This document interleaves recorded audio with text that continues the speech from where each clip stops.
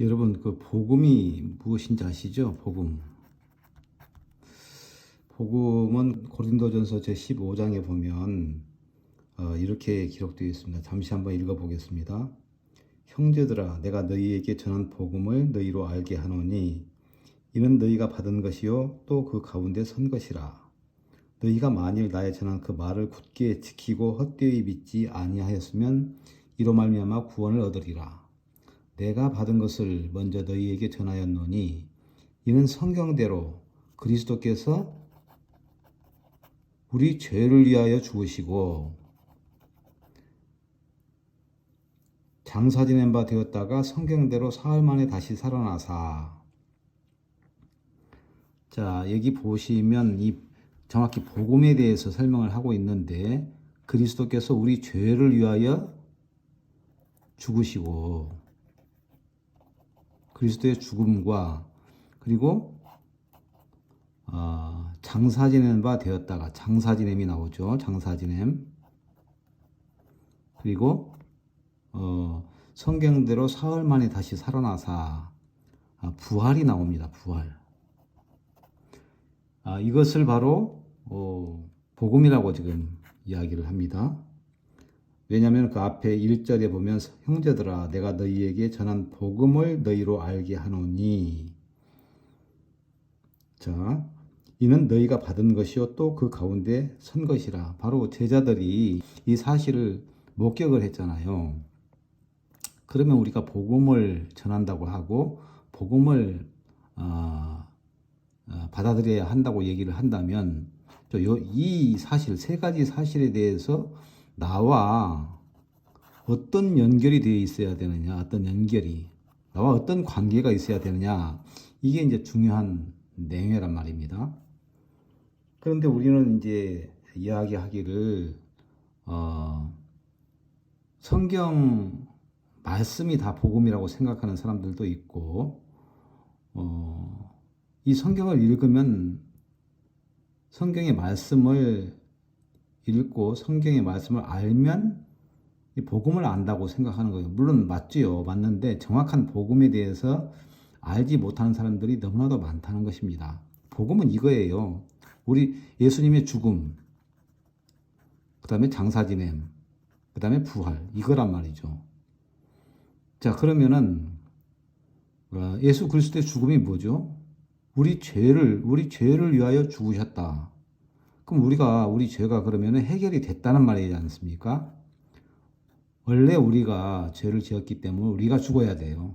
그죠? 우리가 죽어야 되고 우리가 멸망에 이르게 돼야 되는데, 대신 우리 죄를 위하여 죽으시고, 대신 예수님께서 돌아가셨다. 내 죄 때문에, 여러분의 죄 때문에, 모든 사람들의 죄 때문에 예수님이 대신하셨다. 그럼 우리 죄가 있어야 됩니까? 없어야 됩니까?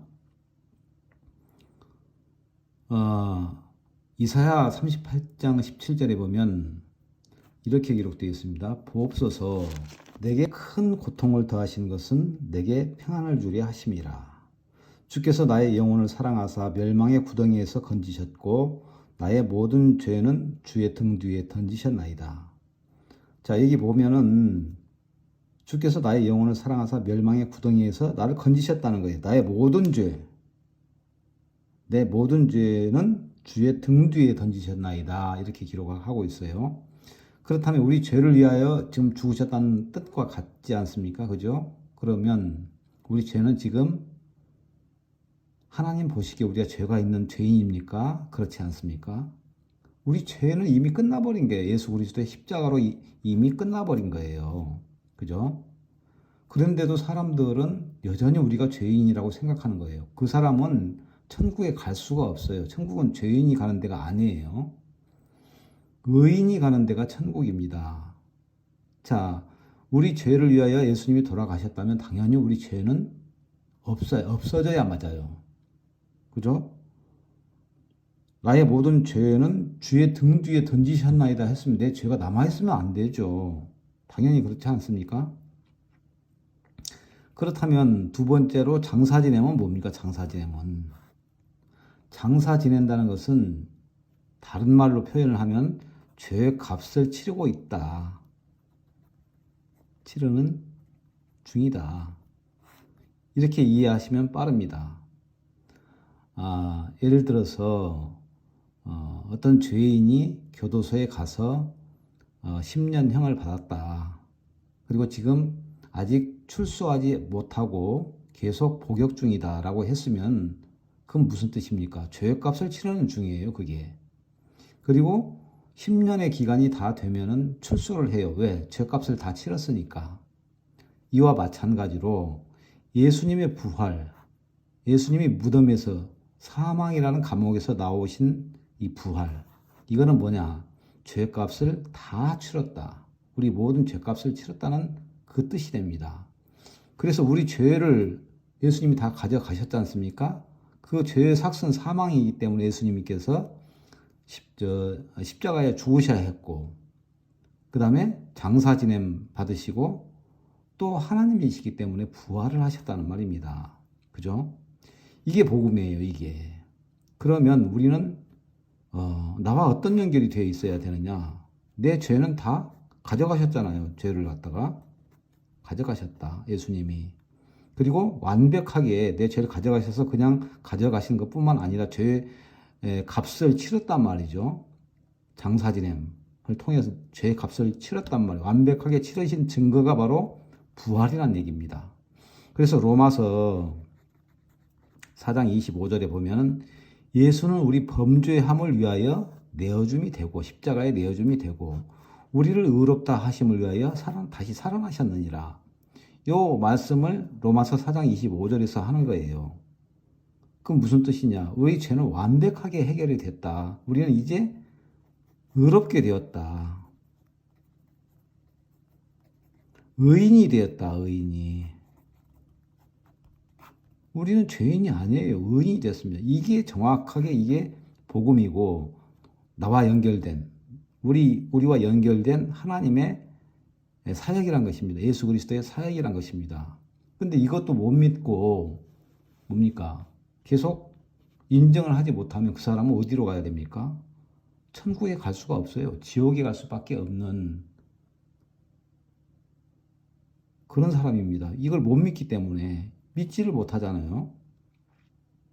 그래서 이 복음을 아는 것이 참 중요하고 이 복음이 우리와 어떤 관계냐? 내 모든 죄가 끝났고 나는 의롭게 되었고 나는 거듭났다는 뜻이 뭐냐면 이게 믿어지는 거예요. 이게 이제 내가 막 믿으려고 해서 믿어지는 것이 아니라 이 말씀을 보니까 완전히 믿어지잖아요. 이제 내 죄가 이렇게 해결이 됐구나.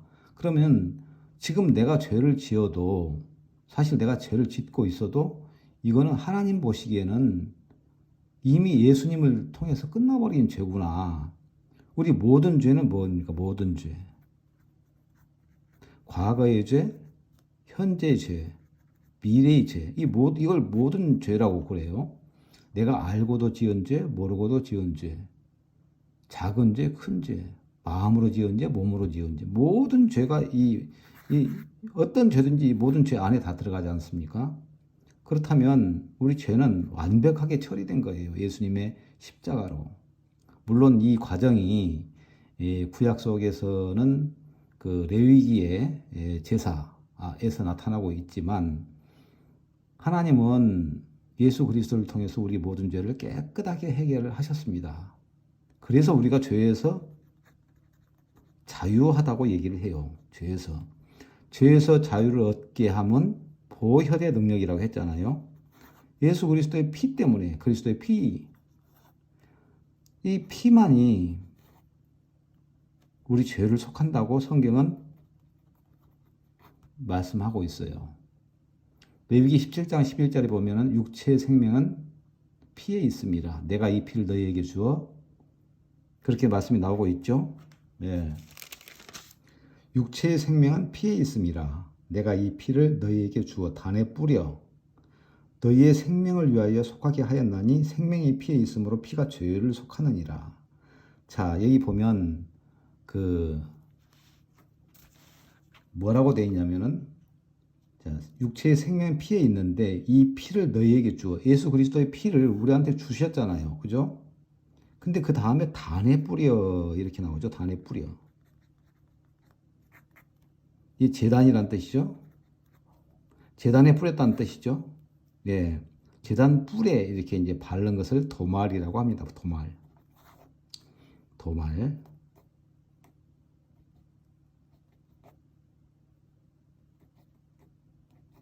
도말이라고 하는데 발랐다는 뜻이죠. 페인팅 아웃이라고 하죠. 예, 도말. 그 단뿔에 우리 모든 죄가 기록이 다 돼 있는데 거기를 예수님의 피로 발라버렸어요. 그러면 지성소에 계신 하나님이 이 제단 뿔에 기록된 우리 죄의 기록을 볼 수가 없어요. 피로 도말을 했기 때문에, 칠해서 말소를 시켜버렸기 때문에 볼 수가 없단 말입니다. 뭐만 보여죠? 어떤 것만? 피만 보이는 거예요. 예수님의 피만 보이시는 거예요. 그래서 우리는 하나님 앞에 당당하게, 우리가 잘해서가 아니라 예수 그리스도의 피로 말미암아 우리가 깨끗하게 되었다라고 이렇게 말할 수가 있고, 그 예수님의 피로 말미암아 우리는 구속함을 입고 거룩하게 되었다, 온전하게 되었다, 이렇게 말할 수가 있는 것입니다. 그런데 여전히 나는 겸손하다 해서 나는 죄인입니다, 그 말 함부로 하는 게 아니에요. 죄인? 죄인은 여전히 죄가 마음에 있다는 얘기예요. 죄를 짓고 안 짓고는 두 번째 문제고, 사람이 죄를 지어서 죄인이 아니잖아요. 우리는 처음부터 아담의 후손으로, 아담의 자손으로 한 사람의 범죄로 인해서 모든 사람이 죄를 지은 것 같이라고 로마서 5장에 말씀하고 있지 않습니까? 처음부터 우리는 죄를 갖고 태어난 사람들이에요. 근데 그 죄가 다 끝나버렸다는 얘기예요. 우리 죄를 짓는 것과 상관이 없어요, 그거는. 네? 그러면 하나님 보시기에 우리는 우리 때문에, 우리 자신 때문에, 우리 행위 때문에 깨끗해진 것이 아니라 예수 그리스도의 그 십자가 죽으심과 장사 지냄, 그리고 부활을 통해서 우리가 깨끗하게 되었기 때문에 우리를 깨끗하다고 하신 것이지, 우리가 뭐를 잘해서 우리 죄를 사해 준 것이 아니에요. 예수님의 그 십자가 죽음과 부활로 우리가 깨끗하게 되고 거룩하게 되고 온전하게 되고 의롭게 되었다는 사실을 분명히 알아야 됩니다. 수많은 사람들이 교회를 다니고 있지만 정확한 복음을 알지 못해서 여전히 죄인으로 남아 있습니다. 그 사람들은 어디로 갑니까? 지옥으로 가요. 그 사람들이 목사건 장로건 권사건 성도건 그 직분에 아무 상관이 없어요. 다 어디로 갑니까? 다 지옥으로 가요. 죄인이면 스스로 죄인이라고 말하고 그렇게 마음속으로 생각하고 있다면 그 사람들이 가는 곳은 지옥이란 말입니다. 엄청난 건데 수많은 사람들이 아직도 그 복음에 대해서 깨닫지 못하고 그렇게 믿고 있습니다. 참 정말 안타까운 일이에요. 이 말씀을 한번 생각해 보면서 하나님께서 예수님을 통해서 우리에게 하신 일이 무엇인지 많은 사람들이 알고는 있어요. 알고는 있는데 어떤 그 경계선을 넘어가지를 못해요.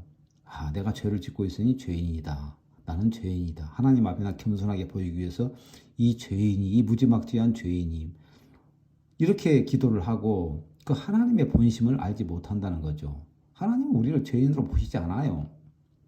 모든 사람을, 지구상에 온 모든 사람의 죄를 해결해 놨어요. 예수님을 통해서.